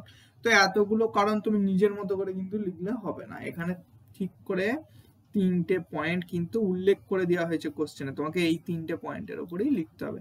প্রথম পয়েন্ট কয়েকটায় কি দিয়েছে, প্রাকৃতিক সম্পদের অতিব্যবহার ও হ্রাস, পরের ক্ষয়ের পয়েন্টে কি দিয়েছে, বায়ুমণ্ডলে পরিবর্তনে বিশ্ব উষ্ণায়ন, আর গয়ে কি দিয়েছে, অরণ্যের ধ্বংস আর বাস্তুতন্ত্রের ক্ষয়। তো আমি এখানে সুন্দর করে তোমাদের উত্তরটা দিয়ে দিয়েছি, ক্রমবর্ধমান জনসংখ্যা বৃদ্ধির সমস্যা, এখানে অনেকগুলো কারণ আমি দিয়ে দিয়েছি, কিন্তু তোমরা সবকটা কারণই সুন্দরভাবে পড়বে। আর তোমাদের এখানে কোশ্চেনে যে পয়েন্টগুলো পড়েছে সেই পয়েন্টগুলো কোনগুলো একবার দেখে নিই। প্রথমটা কি দিয়েছে, প্রাকৃতিক সম্পদের অতিব্যবহার হ্রাস, মানে একদম প্রথম পয়েন্টটাই তোমাদেরকে লিখতে হবে। আচ্ছা, পরের পয়েন্ট কি দিয়েছে, বায়ুমণ্ডলের পরিবর্তন ও বিশ্ব উষ্ণায়ন, দেখি বায়ুমণ্ডলের পরিবর্তন ও বিশ্ব উষ্ণায়ন, এই পয়েন্টটা লিখতে হবে। আর অরণ্য ধ্বংস, জীববৈচিত্র্য ক্ষয়, তার মানে কোনটা লিখতে হবে, আচ্ছা অরণ্য ধ্বংস, জীববৈচিত্র্য ক্ষয়, জলাভূমি ধ্বংস, এইখানটা কিছুটা লিখতে হবে। আর এই যে অরণ্য ধ্বংস আর বাস্তুতন্ত্রের ক্ষয়, এইটা লিখতে হবে, জলাভূমিটা এটা অন্য পয়েন্ট, ঠিক আছে, এটা না, অরণ্য ধ্বংস আর তোমার জীববৈচিত্র্য ক্ষয়, তাহলে এই পয়েন্টটা 1, 2 আর এখানে তোমাদের 6 লিখতে হবে। কিন্তু আমি তোমাদের সব কারণগুলোই দিয়ে দিয়েছি, তার কারণ আমি আমাদের কোশ্চেনে এই তিনটে পয়েন্ট পড়েছে বলে এই নয় যে পরীক্ষায় এই তিনটে পয়েন্টই পড়বে, অন্য পয়েন্টও দিতে পারে, সেই জন্য আমি তোমাদের এখানে মোট এই যে 8টা পয়েন্ট দিয়ে রেখেছি, ঠিক আছে, 8টা পয়েন্ট এই অবধি দেওয়া আছে, সব পয়েন্টগুলো ভালো করে পড়ো, যে পয়েন্টগুলো উল্লেখ করে দেবে সেগুলি লিখবে, আর উল্লেখ করে কিছু না দিলে নিজের মন থেকে যে কোনো, এখানে 3 নম্বরের কোশ্চেন তো 3টে পয়েন্ট লিখবে কি 4টে লিখবে, যেরকম হাতে সময় পাবে তার উপর চেষ্টা করে ভালো করে গুছিয়ে লেখা, 3টে পয়েন্ট লেখো, ভালো করে গুছিয়ে লেখো, 3ই পাবে, ঠিক আছে। তো চলো পরের কোশ্চেন চলে আসি, স্থানীয় জীববৈচিত্র্য সংরক্ষণে পিবিআর এর যে কোনো দুটি ভূমিকা আলোচনা করো। তো স্থানীয় জীববৈচিত্র্য সংরক্ষণে পিবিআর এর কি ভূমিকা আছে, পিবিআর এর পুরো কথা কি, প্রথমে এইটা জানতে হবে। আর পিবিআর এর কি কি ভূমিকা, তো দেখো আমি এখানে দিয়ে দিয়েছি। পিবিআর এর পুরো কথা কি, পিপলস বায়োডাইভার্সিটি রেজিস্টার। আমি একটু আগেই বললাম তোমাদের এখানে অনেকগুলো পুরো কথা মনে রাখতে হবে। তো পিপলস বায়োডাইভার্সিটি রেজিস্টার বা পিবিআর, ঠিক আছে, এটা কি প্রথমে আমি খানিকটা দিয়েছি, এটা যদি তোমাদের মনে রাখতে পারো লিখবে, আর যদি সময় কম থাকে হাতে লেখার দরকার নেই, যতটা পারবে আগে। তোমাদেরকে এখানে ধরো পড়েছে যে আমি বলছি যে পিবিআর এর এই জীববৈচিত্র্য সংরক্ষণে পিবিআর এর দুটি ভূমিকা, তাহলে পিবিআর তুমি প্রথমেই পয়েন্ট করে দিলে যে জীববৈচিত্র্য সংরক্ষণে পিবিআর এর ভূমিকা দিয়ে লিখতে শুরু করে দিলে। এইটা যতটা না দেখতে ভালো লাগবে, তুমি যদি এইখানটায় এই যে পিবিআরটা কি এই সম্বন্ধে বেশি নয়, বেশি বড় উত্তর করতে হবে না, 2 লাইন লিখলে যে পিবিআরটা কি, খালি বা 1 লাইন লিখলে, এখানে যেটুকু যেমন লেখা আছে পিবিআরটা কি লিখলে, এই এবার এই পোর্শনের এই তথ্যগুলো অত দেওয়ার দরকার নেই, ঠিক আছে।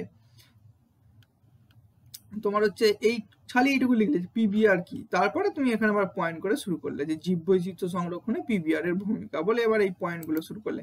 নির্দিষ্ট বাস্তুতন্ত্র সম্পর্কে ধারণা লাভ, স্থানীয় জীব সম্প্রদায় সম্পর্কে ধারণা লাভ, স্থানীয় জীব সম্প্রদায়ের প্রাপ্তি সাধ্যতা, জীব সম্প্রদায়ের ব্যবহার, জীব সম্প্রদায়ের সম্বন্ধে ঐতিহ্যবাহী পরম্পরাগত বিশ্বাস সংক্রান্ত তথ্য, আর হচ্ছে অতি ব্যবহার বা হ্রাস, হয়েছে। আর হচ্ছে তোমার অতি ব্যবহার বা হ্রাস। এইগুলো হচ্ছে তোমার এতগুলো পয়েন্ট আমি দিয়ে দিয়েছি। তো এখানে তোমাদেরকে কিন্তু 3 নম্বরের আছে, তুমি 4টে পয়েন্ট লিখবে, 3টে লিখবে, ভালো করে গুছিয়ে লিখবে, তাহলেই হবে। আচ্ছা না, এটা বোধহয় 2 আছে, 2 আছে, তাহলে 3টে পয়েন্ট লিখলেই যথেষ্ট। তবে এইটা 3 নম্বরেরই বেশি পড়ে, ঠিক আছে। তো চলো এর সঙ্গে একটা কোশ্চেন আছে, সেটা হচ্ছে রয়্যাল বেঙ্গল টাইগারের বিপন্নতার 2টি কারণ লেখো। তো রয়্যাল বেঙ্গল টাইগারের বিপন্নতার কি কারণ, দেখো এখানে দিয়ে দিয়েছি আমি যে বাঘের সংখ্যা হ্রাস পাওয়ার 2টি কারণ লেখো, ঠিক আছে, বা রয়্যাল বেঙ্গল টাইগারের বিপন্নতার 2টি কারণ। তো বাঘ, রয়্যাল বেঙ্গল টাইগার, একই উত্তর হবে। তো রয়্যাল বেঙ্গল টাইগারের বিপন্নতার কারণ কি হবে, পয়েন্টগুলো কিন্তু একদম এক। বাসস্থান ধ্বংস, নগরায়নের ফলে বন কাটা হচ্ছে, প্রচুর পরিমাণে বন কাটা হচ্ছে, এমনকি এটা দুর্ভাগ্যের বিষয় যে আমাদের গর্ব যে রয়্যাল বেঙ্গল টাইগার, আমাদের গর্ব যে ম্যানগ্রোভ অরণ্য, আমাদের গর্ব যে সুন্দরবনকে নিয়ে, অর্থাৎ পশ্চিমবঙ্গের এমন একটা বন যেটা পৃথিবীতে কোথাও নেই, ম্যানগ্রোভ অরণ্য সুন্দরবন ছাড়া পৃথিবীতে কোথাও নেই, পশ্চিমবঙ্গে কিছুটা অংশ আছে আর বাংলাদেশে কিছুটা অংশ আছে, এই নিয়ে আছে আমাদের ম্যানগ্রোভ অরণ্য। এই অরণ্য পশ্চিমবঙ্গের ম্যানগ্রোভ অরণ্য বা সুন্দরবন কিন্তু মনে রাখবে ইউনেস্কো ওয়ার্ল্ড হেরিটেজ সাইটের সম্মান পেয়েছে, বা এটা ইউনেস্কো ওয়ার্ল্ড হেরিটেজ সাইট, ঠিক আছে। তো সেই দুঃখের বিষয় হচ্ছে আমাদের এই যে গর্বের জিনিসটা, অর্থাৎ এমন একটা জায়গা যেটা ইউনেস্কোর ওয়ার্ল্ড হেরিটেজ সাইটের আখ্যা পেয়েছে, সেই বনও কিন্তু কেটে ফেলে বড় বড় ফ্ল্যাট বাড়ি বা তোমার হচ্ছে তৈরি হয়ে যাচ্ছে, বাসস্থান তৈরি হয়ে যাচ্ছে। তাহলে এইবার এই বন্য প্রাণীরা যারা সুন্দরবনকে কেন্দ্র করে আমাদের যে জীববৈচিত্র্যটা গড়ে উঠেছে, তারা যাবে কোথায়, ঠিক আছে, তারা লোকালয়ে ঢুকে পড়ছে, লোক মেরে ফেলছে তাদেরকে, বাঘ কোথায় যাবে। এই যে ওখানে এখন দৈনন্দিন জীবনে খবরে দেখবে যে গ্রামের মধ্যে বাঘ ঢুকে পড়েছে, কি করবে, বাঘ কোথায় যাবে, বন তো কেটে ফেলছে, ঘর বাড়ি তৈরি করে ফেলছে, বাঘ কোথায় যাবে, বাঘ তো খাবারের সন্ধানে, বাসস্থানের সন্ধানে সে তো বাধ্য হয়ে লোকালয়ে ঢুকে পড়ছে, বুঝতে পেরেছো। তো প্রথম কারণটাই যেটা আমাদের হবে সেটা কি, ওদের বাসস্থান ধ্বংস, ওদের পর্যাপ্ত পরিমাণ খাদ্যের অভাব, চোরা শিকার, এটা একটা মারাত্মক সমস্যা দৈনন্দিন জীবনে। মানুষ হচ্ছে, মানুষের মতো লোভী আর কেউ নেই, বা মানুষের মতো স্বার্থপর আর কেউ নেই, ঠিক আছে। বাঘকে শিকার করছে, ওর ছালটাকে বিক্রি করবে, কয়েক কোটি কোটি টাকায় বাঘের ছাল বিক্রি হয়। আচ্ছা, তাছাড়া তোমার হচ্ছে বাঘের চামড়া, নখ প্রচুর পরিমাণ অর্থের বিনিময়ে বিক্রি হয়। এক সিংহ গন্ডারকে মেরে ফেলছে শুধুই খড়গটার জন্য, গন্ডারের খড়গ থেকে মানে কয়েক লক্ষ লক্ষ কোটি টাকার শৌখিন জিনিস তৈরি হয়, ঠিক আছে। যার জন্য এই চোরা শিকারটা, তবে বর্তমানে প্রশাসনের তৎপরতায় চোরা শিকারটা অনেকটা কমলেও এখনো চোরা শিকার হয়, ঠিক আছে, বেআইনি ভাবে চোরা শিকার চলে, এখনো চলে। তো পরেরটা দেখো কি আছে, রোগাক্রমণ আর অস্তিত্বের জন্য সংগ্রাম, জিনগত বৈচিত্র্যের হ্রাস, মানুষ আর বাঘের সংঘাত। একটু আগে বলছিলাম আমরা অবৈধভাবে লোকালয়ে ঢুকে পড়ছে বাসস্থানের অভাবে, খাদ্যের অভাবে। তো এবার মানুষের সঙ্গে বাঘের যে সংঘাত বাঁধছে, কি হচ্ছে, ধরো একটা গ্রামের পুরো মানুষ জড়ো হয়ে আর বাঘটা কি সবার সাথে লড়াই করতে পারে, তাকে মেরে ফেলছে। ঠিক আছে। তো এখন তবু উচিত হচ্ছে বন দপ্তরকে খবর দেওয়া, ওরা এসে ঠিক নিয়ে সংরক্ষণ করে, নিয়ে চলে যায়। ঠিক আছে। আচ্ছা, অন্যান্য কারণও আছে। তো এখানে রয়্যাল বেঙ্গল টাইগারের ছবি দিয়ে আছে তোমাদের, দেখবে। রয়্যাল বেঙ্গল টাইগার আমাদের সুন্দরবনের গর্ব, আমাদের পশ্চিমবঙ্গের গর্ব, আমাদের দেশের গর্ব। রয়্যাল বেঙ্গল টাইগার আর কোথাও দেখতে পাওয়া যায় না সুন্দরবন ছাড়া। ঠিক আছে। তো বাঘের দিয়ে দিয়েছি আমি রয়্যাল বেঙ্গল টাইগারের বিপন্নতার কারণ। এরপরে দেখো যেটা আসছে, ইনসিটু সংরক্ষণ আর এক্সিটু সংরক্ষণের মধ্যে পার্থক্য। তো এই পার্থক্যটা অত্যন্ত সোজা। আচ্ছা, তার আগে জানতে হবে ইনসিটু সংরক্ষণ কি আর এক্সিটু সংরক্ষণ কি। পড়ানোর সময় অনেকবার বলেছি। ইনসিটু সংরক্ষণ মানে হচ্ছে যে বন্য প্রাণীটা যে পরিবেশে বর্তমানে বেঁচে আছে সেই বন্য প্রাণীটাকে তারই পরিবেশে রেখে সংরক্ষণ করা, সেই জীববৈচিত্র্যে রেখেই তাকে সংরক্ষণ করা। আর এক্সিটু সংরক্ষণটা কি? এক্সিটু সংরক্ষণ হচ্ছে বন্য প্রাণীটা যে পরিবেশে আছে সেই রকম একটা কৃত্রিম পরিবেশ আলাদাভাবে তৈরি করে সেই প্রাণীটাকে এনে সেই পরিবেশে সংরক্ষণ করা, এটা হচ্ছে এক্সিটু সংরক্ষণ। ঠিক আছে। তাহলে ইনসিটু আর এক্সিটু সংরক্ষণের মধ্যে পার্থক্য কি কি হবে দেখো, এখানে দিয়ে দিয়েছি। ইনসিটু সংরক্ষণ আর এক্সিটু সংরক্ষণের মধ্যে পার্থক্য। এবার তোমাদের এখানে কিন্তু কোনো নির্দিষ্ট পয়েন্ট বলে দেয়নি, মনের মতো পার্থক্য দুটো লিখতে পারো। আর এখানে আমি একবারে পয়েন্ট দিয়ে দিয়েছি, কারণ এখন বর্তমান দৈনন্দিন তোমাদের কোশ্চেনের প্যাটার্ন হচ্ছে এই পয়েন্ট উল্লেখ করে দেবে। ঠিক আছে। এই পয়েন্ট ওরা যেগুলো উল্লেখ করে দেবে তার উপরেই লিখতে হবে, সেই জন্য আমি একবারে পয়েন্ট দিয়ে দিয়েছি। তো এই পার্থক্যটা কিন্তু সুন্দর করে তৈরি করে নিও। ঠিক আছে। আমি তোমাদের অবশ্যই এটা তো দিয়ে দেবো, সেটা আর কোনো চিন্তার ব্যাপার নয়। তোমরা কিন্তু এটা পড়ো। ঠিক আছে। পড়তে হবে, না পড়লে হবে না। তোমাদের মাধ্যমিক দেবে, সেইভাবে পড়তে হবে। এখনো পড়ার কিছু জনের এখনো সেরকম দেখছি না, মানে ওই হালকা চালে হালকা মেজাজে ঘুরে বেরিয়ে এইভাবে চলছে। এইভাবে মাধ্যমিকের পড়া হবে না কিন্তু। মাধ্যমিকের পড়ার মতো পড়তে হবে যদি চাও যে ভালো রেজাল্ট হোক। আর যদি চাও ওই টেনে টুনে পাস এখন সবাই করে, সবাইকে পাস করে, ফেল কেউ করে না। এখনকার দিনে ফেল করে মানে তার কিছুই নেই। ঠিক আছে। পাস ঠিক করে যাবে, কিন্তু একটু ভালো নম্বর যদি চাও ভবিষ্যতের কথা ভেবে, তাহলে একটু পড়তে হবে। ঠিক আছে। তো চলো পরের কোশ্চেনে চলে আসি। এটা হচ্ছে তোমার এর সাথে একটা ছিল ক্রায়ো সংরক্ষণ বলতে কি বোঝো। এই ক্রায়ো সংরক্ষণটা কি? ক্রায়ো সংরক্ষণ আমি এখানে দিয়ে দিয়েছি। ক্রায়ো সংরক্ষণের বৈশিষ্ট্য মানে ক্রায়ো সংরক্ষণটা কি তোমরা এইটুকু লিখবে, আমি দাগ দিয়ে দিচ্ছি। ক্রায়ো সংরক্ষণ কোশ্চেনটা কি দিয়েছে, ক্রায়ো সংরক্ষণ বলতে কি বোঝো এখান থেকে লিখবে। ক্রায়ো সংরক্ষণ হলো এক বিশেষ ক্রায়ো সংরক্ষণ হলো এক বিশেষ ধরনের ইনভিট্রো সংরক্ষণ, যেখানে অতি নিম্ন তাপমাত্রায় কি করা হয়, জীবের কলাকোষ যেমন গ্যামেট, কলা, অঙ্গ, ভ্রূণ, রেচন, বীজ ইত্যাদিকে অনির্দিষ্টকালের জন্য সঞ্চয় করে রাখা যায় এবং প্রয়োজন অনুযায়ী পুনরুজ্জীবিত করা যায়। ঠিক আছে। তাকে বলা হয় ক্রায়ো সংরক্ষণ। এতটা লিখবে, তাকে বলা হয় ক্রায়ো সংরক্ষণ। তারপরের লাইনে লিখবে এইভাবে জীবটির অবলুপ্তি রোধ করা যায়। ব্যাস, আর কিছু লেখার দরকার নেই। আর যদি তোমাকে কোশ্চেনটা দেয় যে ক্রায়ো সংরক্ষণের বৈশিষ্ট্যগুলি লেখো, তাহলে তোমার একবারে আমি বৈশিষ্ট্য দিয়ে দিয়েছি। তো এখান থেকে বৈশিষ্ট্য লিখবে 1, 2, 3, 4, 5। ঠিক আছে। বৈশিষ্ট্যগুলো এমন পরপর আছে, যেগুলো মনে থাকবে লিখবে।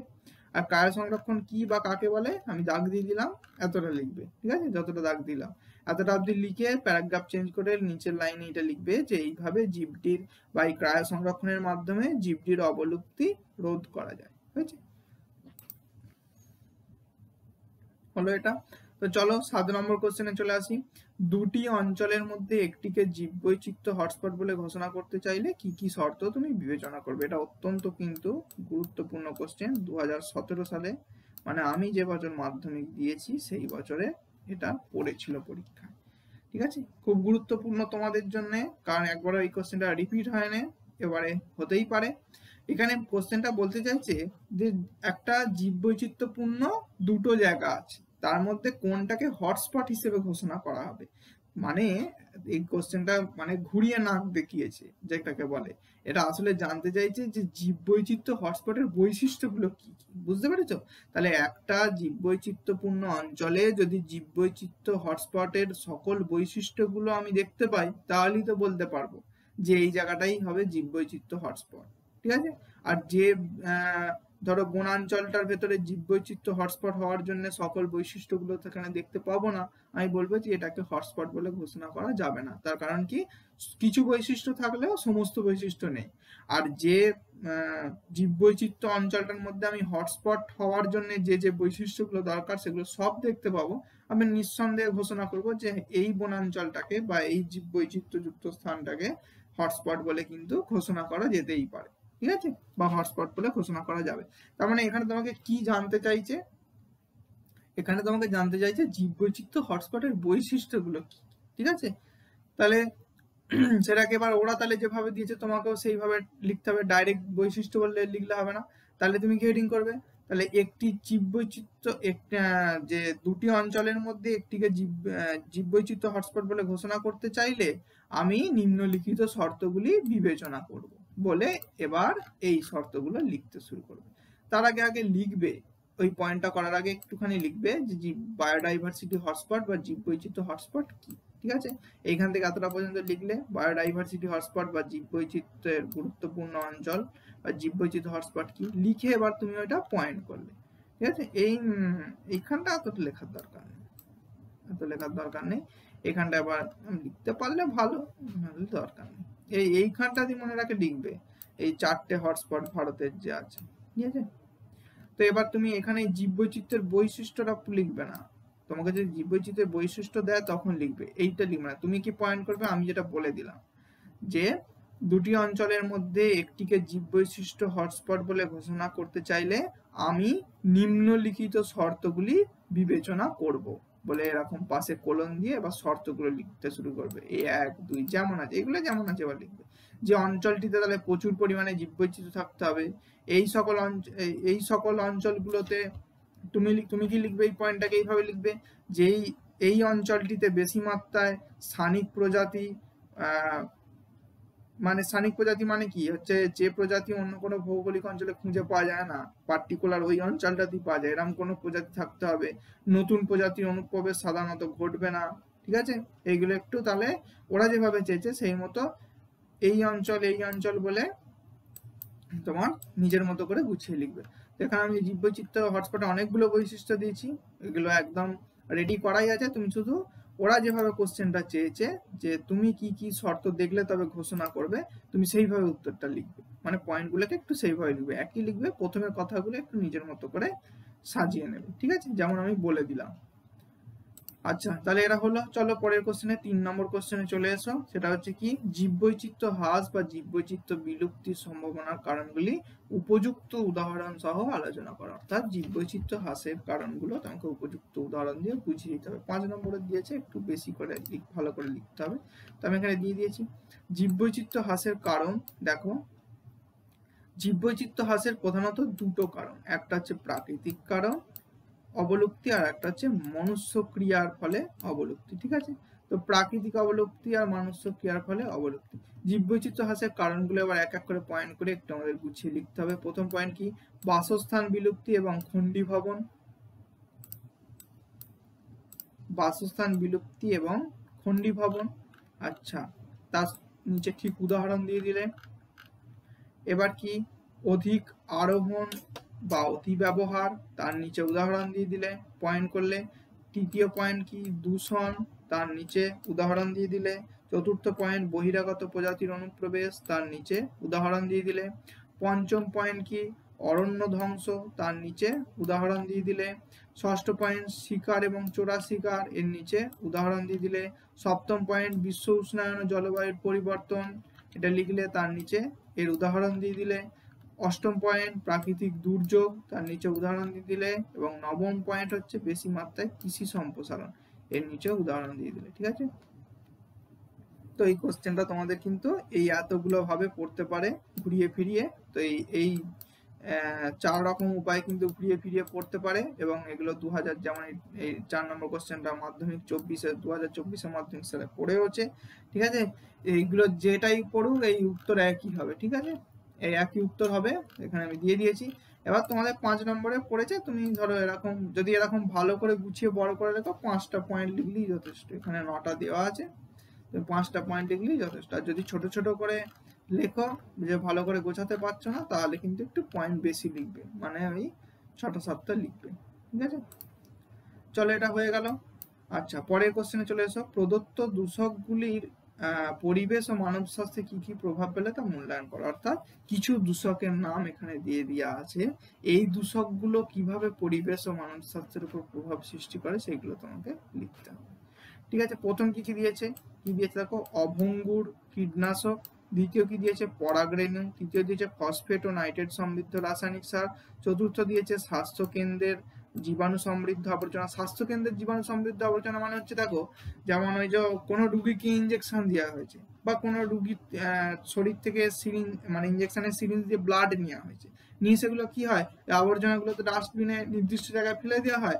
কিন্তু যদি এটা না করে যত্র ফেলে দেওয়া হয় তাহলে সেটাই হচ্ছে স্বাস্থ্য কেন্দ্রের জীবাণু সমৃদ্ধ আবর্জনা।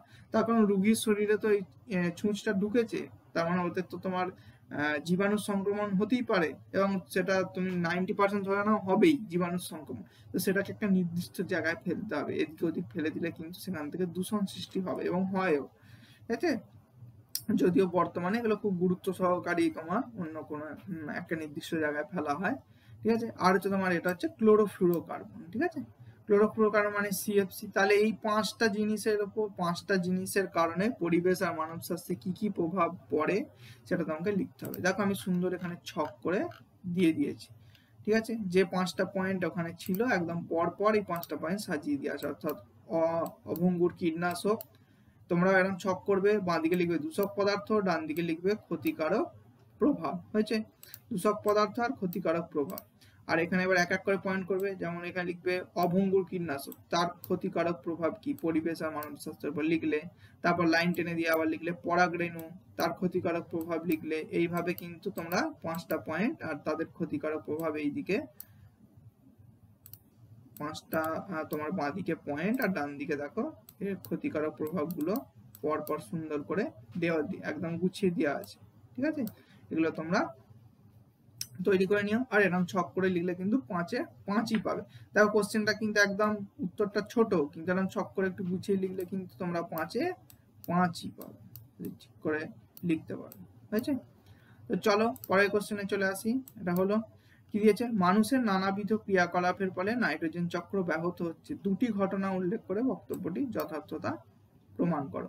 তো দুটো ঘটনা ছাড়াও আমি অনেকগুলি ঘটনা দিয়ে দিয়েছি যে আমাদের দৈনন্দিন ক্রিয়াকলাপের ফলে কিন্তু নাইট্রোজেন চক্র ব্যাহত হচ্ছে, অর্থাৎ নাইট্রিফিকেশন এবং ডিনাইট্রিফিকেশন যে প্রসেস, তার নাইট্রোজেন থেকে অ্যামোনিয়া তৈরি, আবার অ্যামোনিয়া থেকে পুনরায় নাইট্রোজেন তৈরি, এই প্রসেসটা কিন্তু ব্যাহত হচ্ছে। তো কি কারণে ব্যাহত হচ্ছে তখন দিয়ে দিয়েছি যে নাইট্রোজেন চক্রের উপর মানুষের বিভিন্ন ক্রিয়াকলাপের প্রভাব। প্রথম প্রভাব কি, কৃষিক্ষেত্রে অনিয়ন্ত্রিত রাসায়নিক সার প্রয়োগ, তারপরে হচ্ছে অবৈজ্ঞানিক বর্জ্য ব্যবস্থাপনা, তারপরে হচ্ছে জীবাশ্ম জ্বালানির মাত্রাতিরিক্ত ব্যবহার। জীবাশ্ম জ্বালানি কোনগুলো, যেমন কয়লা, পেট্রোলিয়াম। ঠিক আছে, আর কি সিম্বগোত্রীয় উদ্ভিদের চাষ।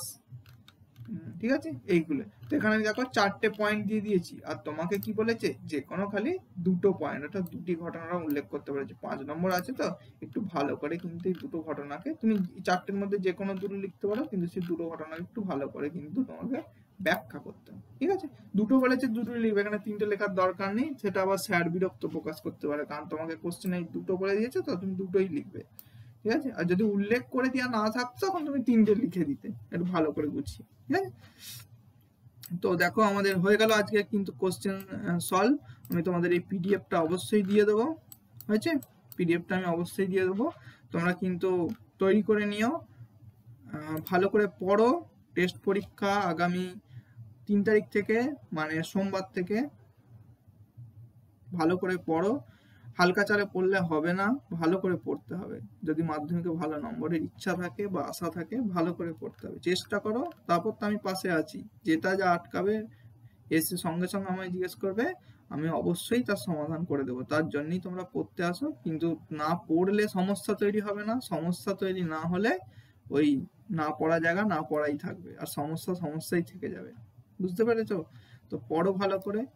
আর প্রতিবারই যেটা বলি যে আমাদের কোচিং সেন্টারে কিন্তু পরের বছর অর্থাৎ 2026-এর জন্য 5 থেকে ক্লাস 10, পঞ্চম থেকে দশম শ্রেণী ভর্তি প্রক্রিয়া শুরু হয়ে গেছে। অনেকেই ফোন করছে, যারা অনেকেই এখন ম্যাক্সিমাম চায় আগে থেকে মানে পরের বছরের প্রস্তুতি তৈরি করে রাখার জন্য। তো তোমাদেরও যদি কেউ চেনা জানা থাকে, আমাদের পড়ানো যদি তোমাদের ভালো লেগে থাকে, নিশ্চয়ই তোমরা কিন্তু তাদেরকে আমাদের কোচিং সেন্টারে কথা বলতে পারো, রেফার করতে পারো।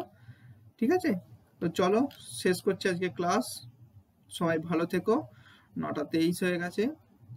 শুভরাত্রি। সবাই ভালো থেকো, সুস্থ থেকো, ভালোভাবে মন দিয়ে পড়ো।